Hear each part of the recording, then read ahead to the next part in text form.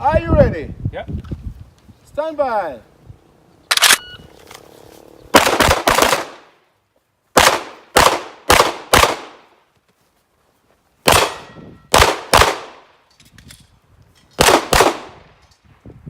Excellent. Total time 11.86 in total.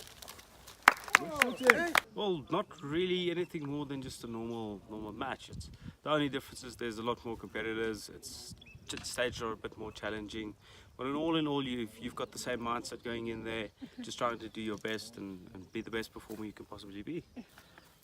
I don't know. I think it just kind of happened. I think it came down to I'm a very analytical and mathematical person, so I took the shooting game. At one stage I realized that I really had a good knack for it, and then I just started developing my own techniques and start going back to the drawing board, removing anything that doesn't constitute to a good performance, and then taking that to the range, and then focusing on my own performance. And he started a shooting club back many years ago. This was it was mainly due to we had farm attacks in South Africa. We still do quite badly. What did you have again? Farm attacks. So it's basically where people go and they murder farm owners and farm workers. So that started in the late 1990s. It started increasing. So my dad was very proactive. He said he's not going to become a statistic, and he formed the farm watch and then formed the shooting club so we can get proficient with it. And I think one thing led to another. We started an IDPA club on the farm, build our own range, and obviously I'm a young boy. It's destruction, it's loud. I mean, who wouldn't want to do it? Training. Sammy, I've met Sammy a couple of years ago, and he's been hammering me since we've met to come to Kenya and spend some time with you guys and do some training. So he finally twisted my rubber arm, got me up here, and so main focus here is training from fundamentals all the way through to advanced and competition shooting, and then just to get a bit of more positive exposure for sport shooting here in Kenya, to try to be the voice and try to reason and promote sport shooting, IDPA in general. Just it's not that bad. People think we're very gung-ho and just want to shoot everything, but exactly, that's the thing you want to demystify, right? yes, it's through the training and everything. Yes. We started advanced training today. So I did fundamentals, I did intermediate, I did an IDPA safety officer class on Sunday. So I'm doing about 15 competitors a day average, so I've probably done 100 people by now. Wow, that's quite a number. Yeah, it's actually thinking about it now, that is quite a lot of people that's gone through my hands. So it's been really good. The sun's been eating me up, absolutely. I saw a lot of, from the starting of the training, I saw a lot of small common mistakes that even South Africans tend to make in almost everyone's shooting. So we started getting rid of those things. We started looking at the fundamentals, getting into the right mindset. Which are some of these mistakes? They're applying too much energy. One of the things I see a lot of people do is they're too strong. Too much energy, and they're wasting a lot of energy on actions that you don't need to. So just removing the energy. A lot of them, they tend to be in a hurry all the time, and that translates back to bad accuracy. First, then be accurate fast. And that's the problem. A lot of the shooters here, they haven't got the fundamental grasp of being accurate, of having that ability to hit the target on demand. So they're trying to make up for that by going fast. And you cannot miss fast enough to win. So they first have to go back to the fundamentals, teach themselves the ability to hit the target on demand, and then they can start speeding up. It's like trying to run before you can crawl. You first need to learn how to crawl before you can run. Okay, so all my training is we start with a classroom session, then we come, so you see them setting up the targets and stuff back there, so we'll get into the practical portion of things later on. As I don't want to teach people how to do things.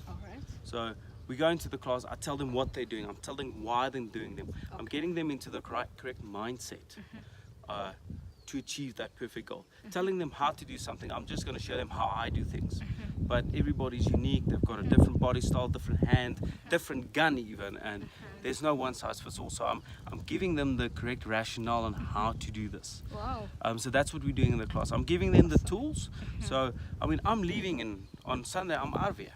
And you guys probably won't see me for another 6 months or maybe a year if I come back. So the development needs to go on.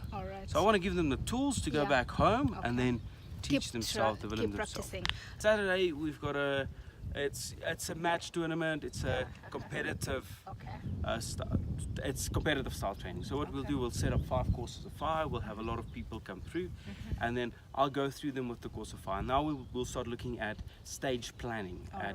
planning where you'll do a certain thing, what's good actions, what's bad actions, you know, teaching the shooters to identify what they're good in and bad in, and then obviously the stuff you're good in, you want to do that all the time, and the stuff you're bad in, you kind of just want to like push it under the rug and not use it. So that's the idea, is to use their strengths, use the efficiency of shooting, and get them going, rather than get them to shoot fast, get them to shoot earlier. He brings finesse. He brings the best skills available.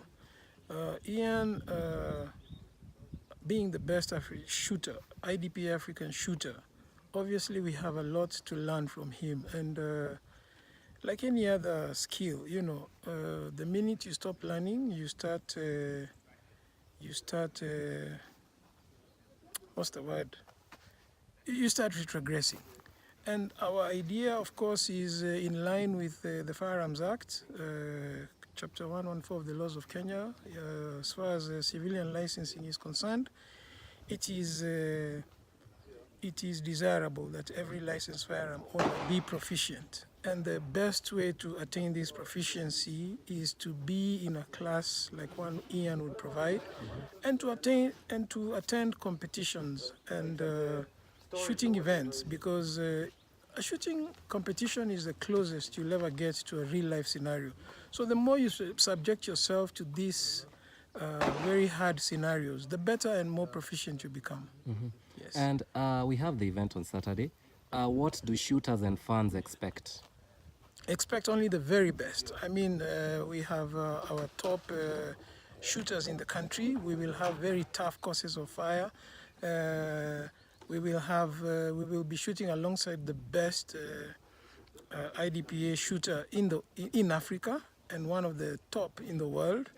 And we can expect a lot of fun, because you know, shooting is a sport like any other, and that's what we are trying also to sell to all licensed firearm owners, that shooting is a sport that goes all the way up to Olympics, Africa Championships, Olympics, and in as much as it is a sport, it is something that should be encouraged.